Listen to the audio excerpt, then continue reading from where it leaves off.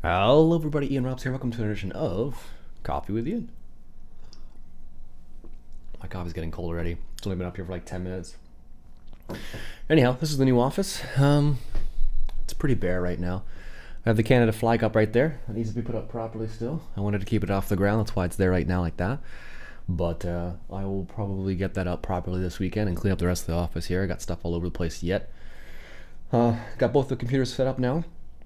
And one thing I still need to do is probably set up my stereo system there for the time being. When I like to listen to music every now and then in the office. Or watching YouTube is what I tend to do a lot more of, actually. I watch a lot of fishing YouTube, but I haven't had a chance to do that a lot yet lately. Last time I had a chance to sit down and actually watch, I did watch quite a bit of extreme Philly fishing, actually.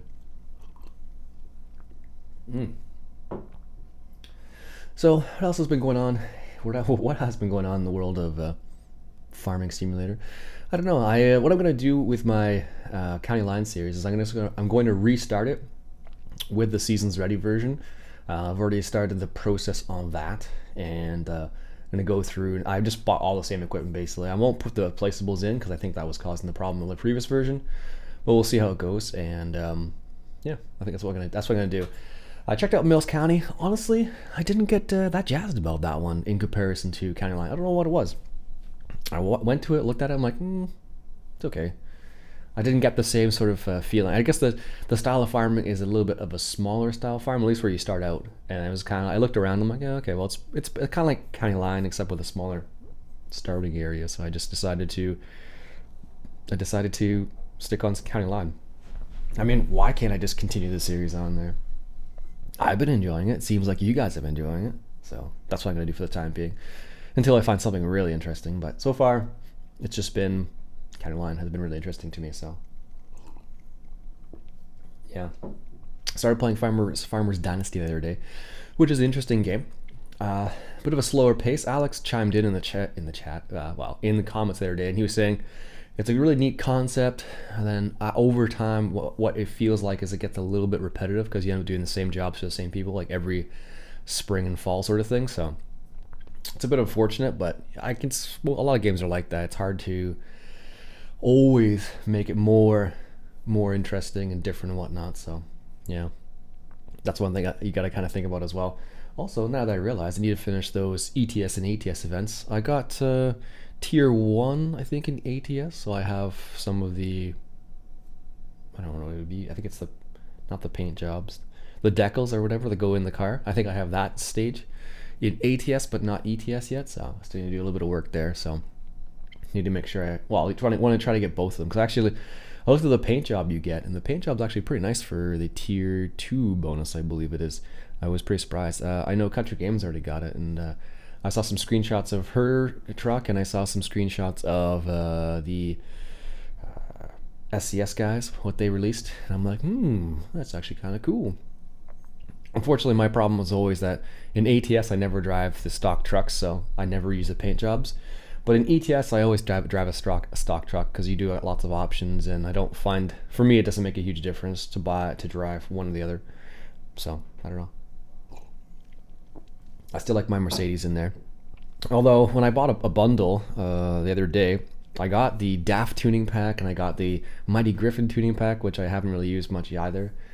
What else did I get? I got Italia DLC, and there was a couple other things, a couple other paint jobs in there, and it was all, you know, when you get the ETS and ATS bundles, it's like, 5 or 10% off. So I got, like, out of how many things was it? I think it was like 5 things I got for like $25 in the end or something like that. I was pretty happy about it.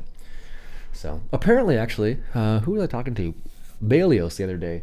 Apparently there was an event in the Hunter Call of the Wild where you could go in a multiplayer game and get if you harvest a couple of deer or something like that, you were able to get an extra skin for your 270. And I was like, what? I totally missed that one. That would have been kind of neat to try out, to see the events and how they work in Hunter Call of the Wild, but I just missed out on that one. So yeah, it's all good. I haven't seen too many updates about that game lately. I've tried out I like Taiga a lot. I don't like it as much as the other ones, but I think it's really neat, because it reminds me of Canada a little bit in the winter, like right now. And also, speaking of weather, today's supposed to be kind of chilly. I don't know what the weather's supposed to be like. Let's just double check here and see what they say in terms of the weather here. I think it was minus 27 right now, apparently. Is that all? Minus 27 Celsius, by the way. So for those people who live in the Fahrenheit land, that's minus 16 Fahrenheit. So just so you know, not that cold. So if it was minus 27 with a wind chill factor, making it feel like minus 40, that's a rough day. That's a rough day, but oh well. I apologize for the lack of videos. I wasn't feeling well for a while there. Still kind of getting over it now, but there was that, and then I was moving as well, and then I had internet issues, and then a whole bunch of things all at once. So basically that's why I kind of stopped posting a little bit there.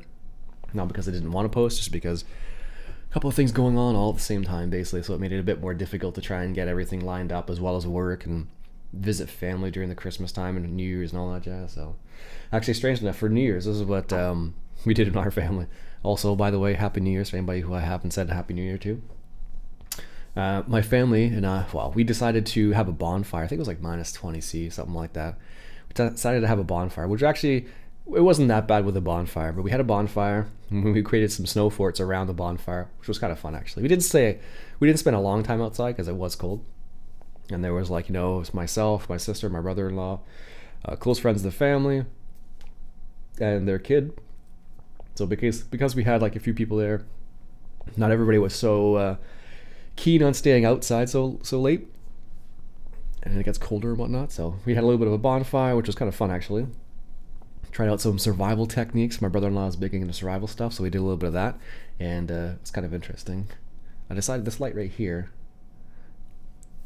makes it seem super bright, but it's really not. So if I turn this light off, this is for reference. That's how dark it looks because the light's behind me. It's weird. Every other room has like super bright lights except for this one. Seems like maybe I'll have to change the light bulb in there. Anyways, yeah. So we tried a couple survival techniques out, and it was kind of interesting to see what would work. Because like one of the big things is you know, we were all wearing, you know, we were all dressed appropriately, which makes a huge difference, by the way. I actually carry like a winter coat and winter snow pants, as well as having a blanket, extra gloves, heating pads, and all sorts of crazy stuff in my car, just in case I should, you know, break down the side of the road when it's minus 27 outside. I think I even have stuff to make a fire in my car if I really needed to. Yeah, definitely do, now that I'm thinking about it. So anyways. Yeah, we tried a couple survival techniques when we were out there too, just to stay warm and whatnot. So it's kind of interesting to see how it works. And my brother-in-law, he's been around.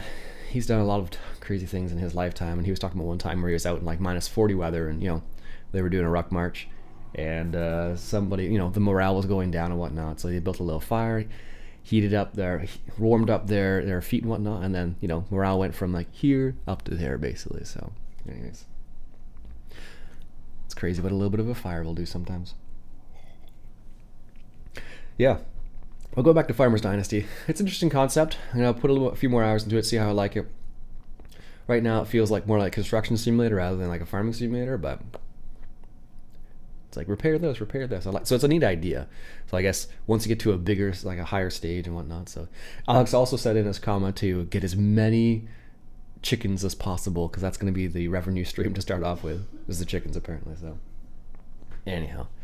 All right, I think I'm done for the day today, folks. My name's Ian Robson. Until next time, enjoy the coffee.